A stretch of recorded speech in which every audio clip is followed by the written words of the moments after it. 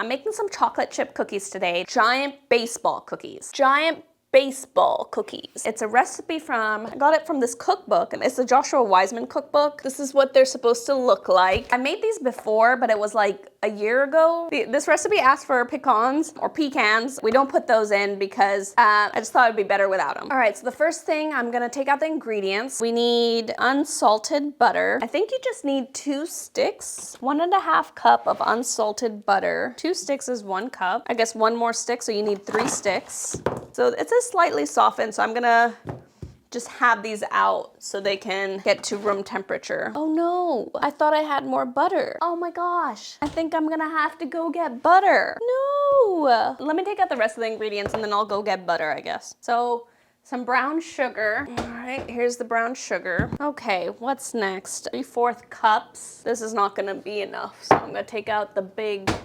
thing of sugar from up top. And I think we need flour too, so I'm gonna take that out as well. Okay. Almost out of sugar as well, I see. Okay, that's a little high for me, so I'm gonna be right back. 6.5 hours later. We got some more butter, so now I have the right amount of butter. He has a video on how to make them. Years ago when I watched him, he said the temperature of the butter really matters. If the butter's like too cold, then it's gonna change the texture. It's gonna make the cookies like crumbly. If the butter's too melted, it's gonna make them maybe too soft or something. I don't know. I was hoping they would warm up a bit more, but they're still pretty cold, so I might microwave these for just a little bit. I think I'm gonna get the baking sheet ready and everything, and then I'll turn on the oven like later when I'm closer to putting things in. This is a non-stick cookie tray, and I don't know how to clean it. I tried to clean it with the pink stuff, but that started like really chipping off the non-stick coating, and I don't think that was right. But I think everyone's cookie trays are kind of disgusting. I need a new one. I just don't know what kind of material I should get. I think stainless steel cookie tray might be better. I don't know. So I'm gonna put some parchment paper on here. Oh yeah, it said I need 2 cookie trays, but I only have 1. I think I used to have another one, but I think I threw it away because it was so nasty. Yeah, I only have 1 cookie tray, so I think I'm gonna do this in like 2 batches. But I'll get this ready for now. So you line this with parchment paper and you lightly coat it with cooking spray. I'm gonna spray them more closer to when I'm ready. Okay, in a large bowl, combine the butter, brown sugar, and granulated sugar. All right, here's the large bowl. So it says combine the butter. I think I'm gonna microwave this for a little bit. You don't want them to be too soft, but you do want them to be softened in the microwave. Let's see, maybe 30 seconds? I feel like that should be good. All right, just gonna put that in. How much do we need of the brown sugar? I'm gonna do 1 cup of light brown sugar. Oh no, this is like jammed in there. Oh God. This jar kind of smells funny. Okay, I don't know. I think I have some more brown sugar in a bag. Let me check. I feel like I do have some more brown sugar back here. Okay, so it expires in 2027. I'm gonna take it out of here because it's gonna be easier to take it out of the bag than it is out of the jar. Put in some brown sugar. I like to put things away as I go because there's just too much going on right now and I'm feeling overstimulated. All right, so I'm gonna put that away. 1/4 cup, so I need 3 of these of sugar. I have a jar of sugar, but I just feel like it's gonna be easier for this amount of sugar since we use a lot of sugar for these. It's just gonna be easier to get it out of the bags. This requires a lot of sugar. 1/4, 2/4, 3/4. That should be good for the sugar. Then it says use a handheld mixer to combine the ingredients for 2 to 3 minutes or until creamy. So I need a handheld mixer. And I haven't used a handheld mixer in literally probably a year. I don't know where it is. 1 eternity later. All right, let's see how this goes.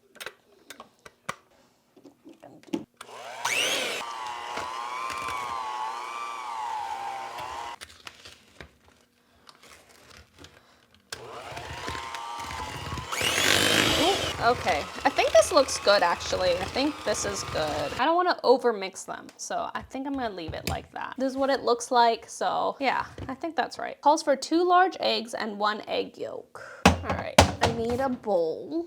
Okay. I what I'm going to do is I'm going to put all the eggs in here. Oh wait, it says one at a time. I'm gonna do it separately just to make sure I don't do anything wrong. Oh no. Okay, so I did that wrong. I'm just gonna put that in. That's one egg.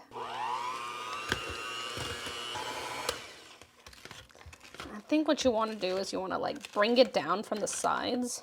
Just trying to do that a little bit. I think that's good. Okay.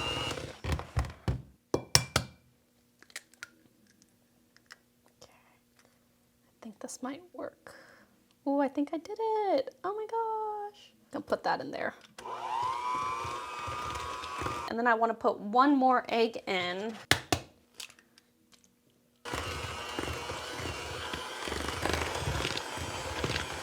All right, so that's 2 eggs and a yolk. Just gonna move that over there and get another large bowl for the rest of the ingredients. So let's see. All right, so let's see, how much cake flour? 1.5 cups of cake flour. So I did get cake flour a long time ago. I don't think this is expired. Is it expired? Oh my gosh, it's expired. Ah, okay. Thought I had checked this and I thought it said it's not expired. How to make cake flour. To make 1 cup of cake flour, I need, 1 cup of all-purpose flour, 2 tablespoons of cornstarch,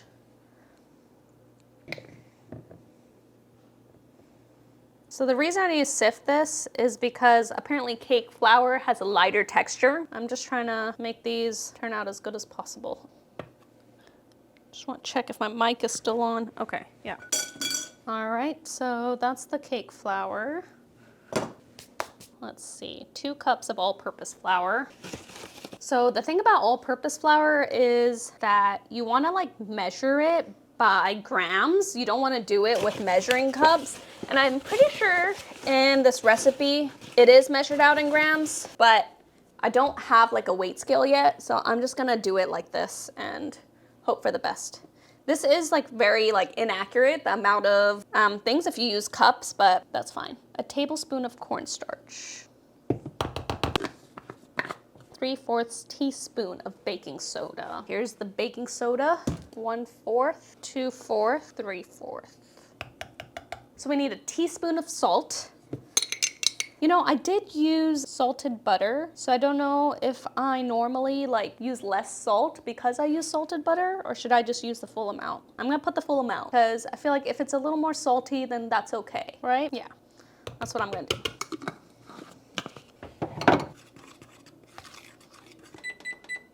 That's perfect.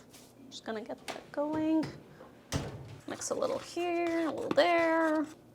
Oof. So it says stir the flour mixture into the butter mixture until combined. So I'm gonna do that much first. I don't know if I'm supposed to like use the beater or not for this, but I'm supposed to stir it until combined. So I'm gonna first just mix it just with this fork, I think. I'm really scared about like over beating it, so I just don't wanna use the beater too much. So I feel like that's where people go wrong.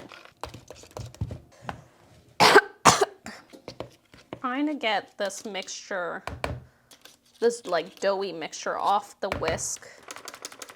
That should be good. I think I'm gonna move this to the side. I'm like very paranoid that I'm doing this wrong, but I think I'm doing this right. I think this is right. It looks right. My arm's getting a workout. This is a lot of flour. Just a little bit more. Right, I think that's good enough. And I think I'm gonna beat it a little bit, and then I think it'll be perfect.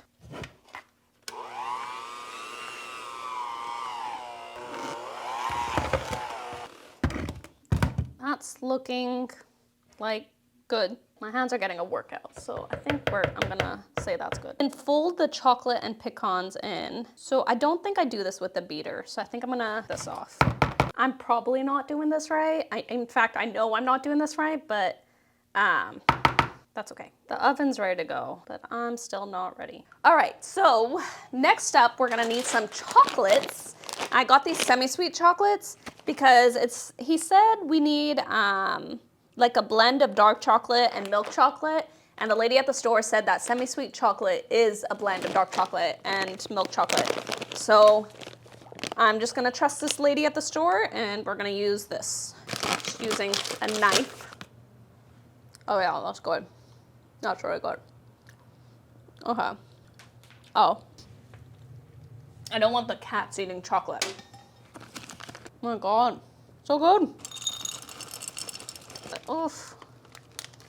Things are getting crazy.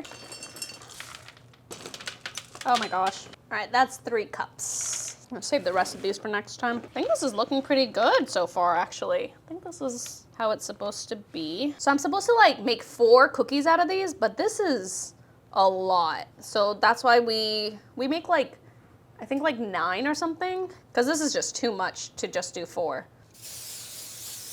All right, that should be good. Just going for roughly that size. Just closing all the air pockets. 1, 2, I'll do 5 on each. I think I'm gonna put that in. And then I have all this leftover cookie dough, which I think I'll just do a second batch.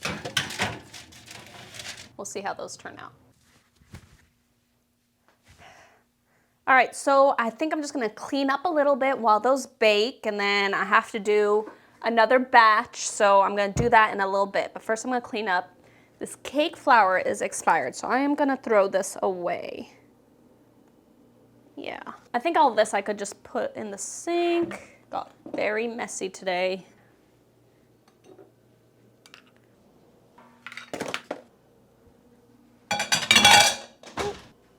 I'm gonna keep the cooking spray out for the second batch. I think I could get rid of all these now.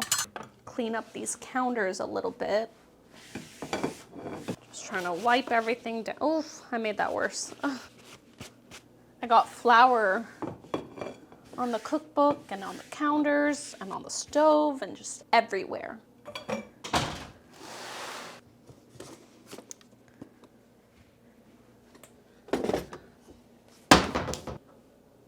All right. So yeah. Let's see how they're looking. They're looking pretty brown on the bottom already. I don't know what that's about. I don't know. We'll just see. Yeah, we're just gonna see how they turn out. I'm gonna make a second batch, so hopefully the second batch will be better. We're just gonna see. In the past, I have burned these before, and they still turn out really good, but just obviously not as good. Yeah.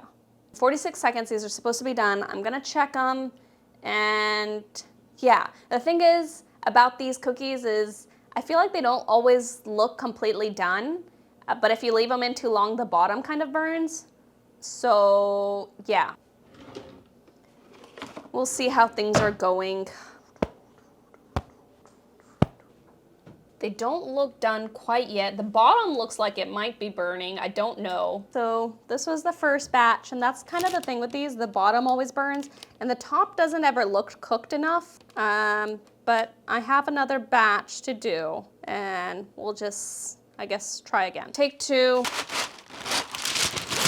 My first batch, it looks like it's burnt. I just left the cookies to the side. I'm hoping that they'll just kind of like harden over time. I don't know. It doesn't look very golden brown on top, and that happens a lot of times when I make these cookies. But I'm gonna try again, and maybe it's the cooking spray made it brown. I don't know. Maybe the cooking spray burned it. Not sure. So this is take 2. I put 3 layers of parchment paper on top.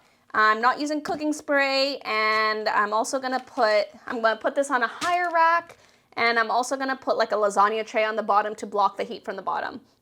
So I'm doing things a little differently for take 2, and then we'll just see how things turn out.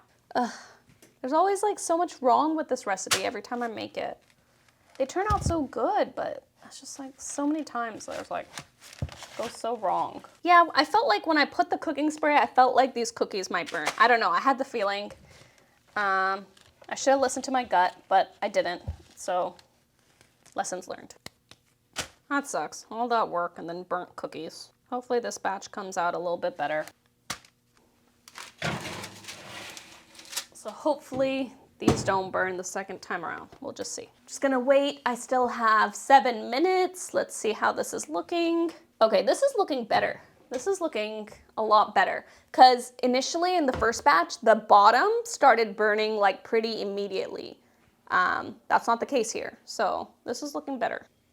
Okay, these do look much better. They look like they're cooking a lot slower. I did lower the cooking time, so it might take longer to cook, but online it said to do that. So yeah, I think maybe I'll turn up the cooking time, or I don't know what to do. Okay, so this is the second batch. It's looking a whole lot better. It's a little bit golden brown on top. The bottom, I don't think they're looking burnt. So yeah, second batch came out a lot better. I think those changes really, really helped. So if you're gonna make these with Joshua Weissman's recipe, I would definitely make those changes. Because I've run into this problem like multiple times. So I would definitely make those changes to ensure that the bottom doesn't burn. But these turned out, these look like they're perfect. So they're amazing. So I'm gonna do a little taste test. First, I think I'm gonna taste the burnt ones. Sniffador, please go away, baby, go away.